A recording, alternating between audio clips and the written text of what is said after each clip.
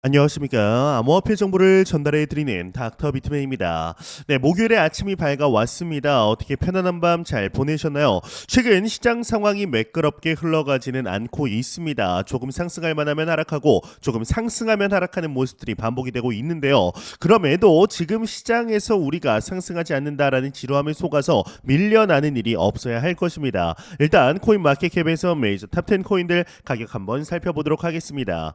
네, 일단 비트코인의 경우는 전날 대비 1.35% 하락한 96,400달러대 나타내고 있습니다. 이더리움은 오히려 상승했는데요. 2.13% 상승한 2,780달러대. XRP는 5.74% 하락한 모습, 솔라나가 4.72% 하락, 도지코인이 2.91% 하락한 0.25달러대 나타내고 있습니다.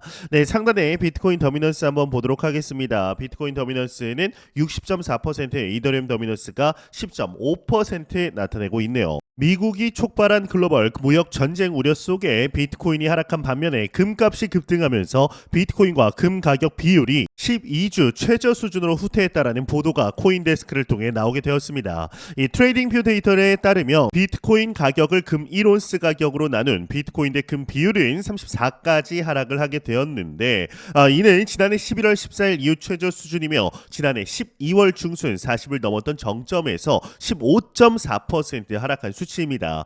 이 금 가격은 올해 들어서 약 10% 상승하며 온스당 2,877달러를 기록, 사상 최고가를 경신하게 되었는데요. 로이터는 미중 무역 전쟁 격화로 인한 안전자산 수요 증가가 금 가격 상승을 주도했다라고 분석하게 됩니다. 한편 최근 몇 달 동안 미국의 관세 위협으로 인해 금속 관련 상품의 선물 가격이 현물 가격을 크게 웃돌고 있다라고 하는데요. 이에 따라 미국으로의 금 반입이 증가하게 되는데 이 비트코인 금 가격 비율이 12주 만에 최저 수준이 34로 떨어졌다라는 소식. 이 대부분은 이를 단순히 비트코인 약세나 금값 급등 정도로 인식하고 지나칩니다.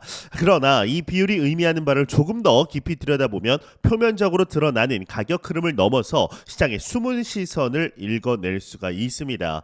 이 금이 사상 최고가를 다시 써 내려가는 동시에 비트코인 대비 상대 가치가 상승했다라는 건 이 투자자들의 심리가 어떤 자산을 진정한 안전판으로 바라보고 있는지를 보여주는 중요한 단서가 됩니다. 이 많은 기사나 단기적 분석에서는 미국이 촉발한 무역 전쟁 우려로 안전자산 선호가 증가하며 금 가격 상승 정도의 도식적 해석을 제공하는데, 물론 맞는 말이지만 한편으로는 글로벌 기관 투자자들의 암묵적 포지션 전환도 눈여겨봐야 합니다. 이 JP 모건이 대규모 금괴를 뉴욕으로 옮기는 움직임, 중국 내 금 수요 폭증은 이제 시장의 두려움을 가시화해주는 동시에 이들이 비트코인과 같은 대안 자산보다는 전통적 안전자산에 다시금 무게를 두기 시작했다라는 신호이기도 합니다. 이는 곧 일반 투자자들에게도 장기적으로 어디에 보다 집중해야 하는가라는 질문을 던지게 마련입니다. 이 비트코인과 금 비율이 하락한다라는 것은 투자자들이 비트코인을 디지털 골드로 바라보던 기대를 잠시 동안 걷어들이고 있음을 시사하는데요. 그러나 이 흐름이 곧 영원한 추세 전환을 의미하지는 않습니다. 이 과거에도 비트코인은 여러 번 급락 후 반등을 반복하면서 시장의 혁신 자산으로서의 매력을 꾸준히 입증해 왔습니다. 금값이 급등하면 거품이 끼지는 않았는지도 점검해야 하듯 비트코인이 약세를 보일 때는 아직 가치가 실현되지 않은 잠재력을 놓치고 있는 것 아닌지 곱씹어볼 필요가 있는데요.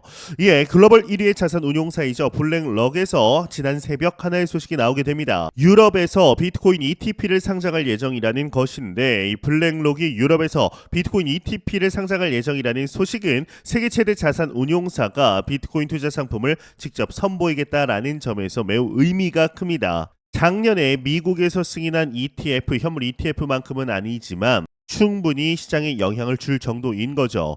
이 블랙록은 세계 최대 자산 운용사이죠. 이 관리 자산 규모가 수조 달러에 달합니다. 이들이 암호화폐 시장에 적극적으로 발을 들이밀고 있다라는 것은 곧 전통 금융권 전반이 비트코인을 투자 가능한 자산으로 인식하기 시작했다라는 걸 보여주는데, 그렇다면 이 유럽 시장이 가지는 의미가 무엇일지 우리는 생각을 해봐야 하는데요. 이 암호화폐 규제와 제도 정비가 미국 대비 상대적으로 빠르게 진행되는 유럽은 새로운 투자 상품 상품 도입에 적극적입니다. 블랙록이 유럽을 선택했다라는 것 자체가 유럽 내 투자자들이 비트코인 관련 상품을 수용할 수 있는 인프라가 이미 충분히 마련되어 있음을 시사합니다. 이제 아마 여기서 ETF는 아는데 ETP는 다소 생소하신 분들 또한 있으실 수 있습니다. ETP의 경우는 이 전통적인 ETF와 유사한데 추적 대상이나 구조가 조금 더 다양할 수 있는 상장 투자 상품입니다. 주로 실물 자산, 금이나 은 등을 기반으로 발행되는 경우가 많은데요. 암호화폐를 기초 자산으로 하는 상품도 등장하고 있습니다. ETP가 가지는 의미는 투자자들은 주식 시장을 통해 비트코인 가격에 연동되는 상품을 손쉽게 매매할 수 있기 때문에 비트코인을 직접 구매하는 것보다 접근성과 편의성이 높아집니다. 또한 규제된 시장 내에서 거래가 이루어지므로 기관 투자자 입장에서도 합법적이면서 안정적으로 비트코인에 노출될 수 있다라는 장점이 있는 것이죠. 이 과거 금과 은 등의 ETP가 상장되었을 때 해당 자산이 더 폭넓은 투자층에게 알려지고 거래량이 증가하는 사례가 많았습니다. 작년 1월 승인된 ETF 역시 그랬죠. 이 ETP 상장을 통해서도 똑같은 영향력이 발생이 될 겁니다. 이 유럽 금융 당국이 대형 자산 운용사의 암호화폐 상품 출시를 승인했다라는 건 이 각국 금융 감독 기구나 정부가 암호화폐를 제도권 안에서 다루기 시작했다라는 신호가 될 수 있습니다. 이는 향후 다른 암호화폐 상품 출시나 제도 개선에도 긍정적 영향을 미치겠죠.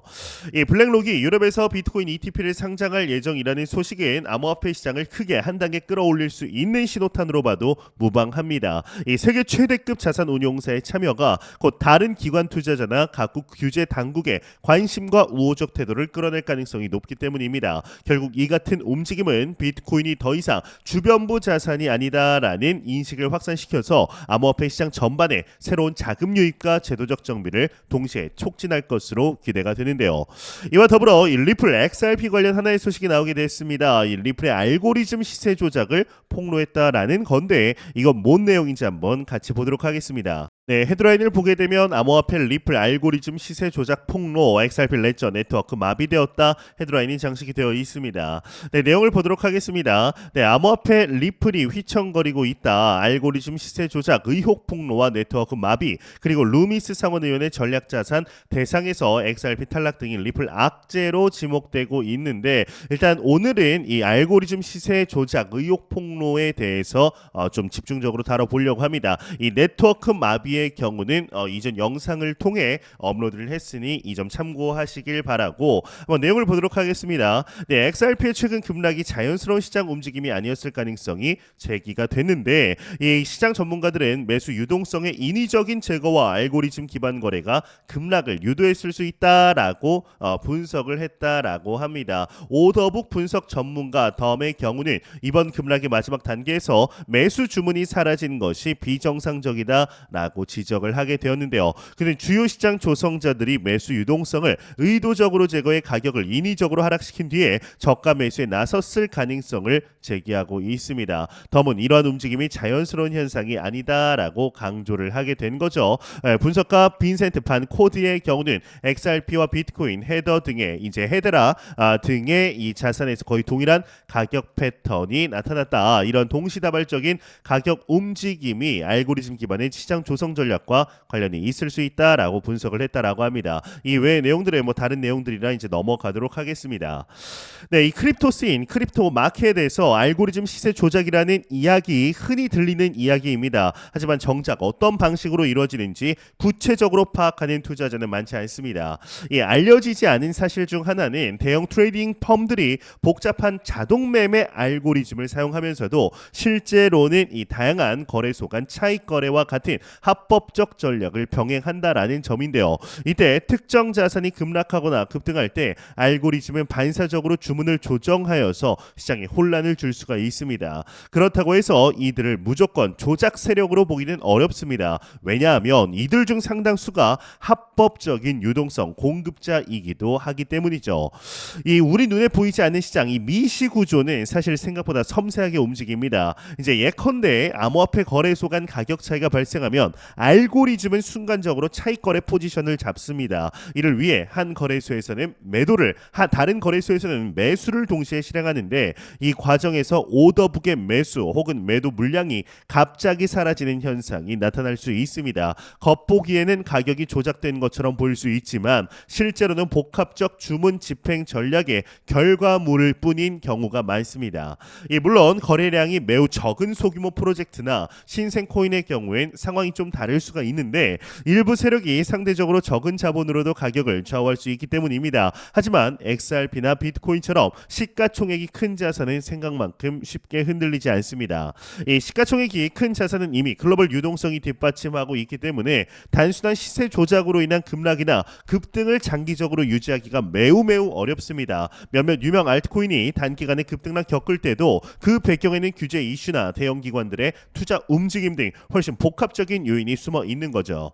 이 알고리즘 시세 조작을 둘러싼 논란이 과열될 때 투자자들이 놓치기 쉬운 점 중 하나가 바로 블록체인 데이터의 투명성입니다. 이 암호화폐 거래가 이루어질 때마다 블록체인에 기록되기 때문에 대량의 거래 움직임은 의외로 쉽게 추적될 수 있습니다. 실제로 온체인 전문 플랫폼을 이용하면 특정 지갑이 대규모로 자금을 이동시킨 뒤에 시세에 영향을 준 정황을 어느 정도 파악할 수 있습니다. 이러한 데이터가 축적되면 의혹 제기는 더는 단순 루머에 그치지 않고 객관적 검증이 가능해집니다. 즉 단순한 조작설이 맞다라면 온체인 데이터로 증명되었어야 하는데 대부분은 이러한 구체적 증거가 부족합니다. 결과적으로 알고리즘 시세 조작에 대한 이 공포가 시장 전반을 왜곡시키는 일은 드뭅니다. 자금력이 큰 기관이나 펀드도 결국 시장에서 경쟁을 해야 하고 그 경쟁 과정에서 과도한 시세 왜곡을 시도하면 규제 당국의 레이더망에 포착이 되거나 경쟁자들에게 역용당할 위험이 있기 때문입니다.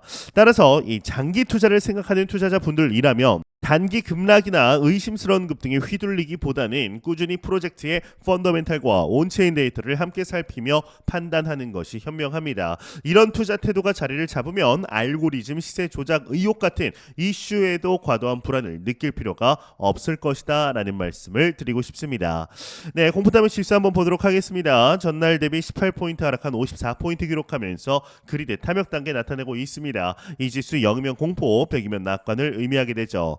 네, 비트코인 가격이 계속해서 지지부진한 모습을 보여주고 있습니다. 96,500달러 부근에서 보합 흐름세 나타내고 있는데 야금야금 하락하는 모습에 투자자분들의 두려움 다시 한번 증폭될 수 있으리라 생각이 듭니다. 하지만 절대로 지금 단기적인 시세 변동에 두려워하지는 않으셔도 된다라는 말씀 감히 드릴 수가 있을 것 같은데요.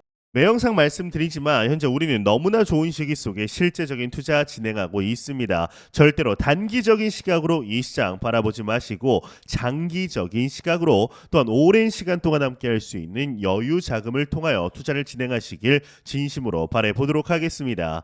네, 제가 준비해온 소식은 여기까지입니다. 영상이 도움이 되셨다면 구독과 좋아요 그리고 광고 한 편만 처음부터 끝까지 시청 부탁드립니다. 이 채널은 오직 광고 수익으로 운영이 되게 됩니다.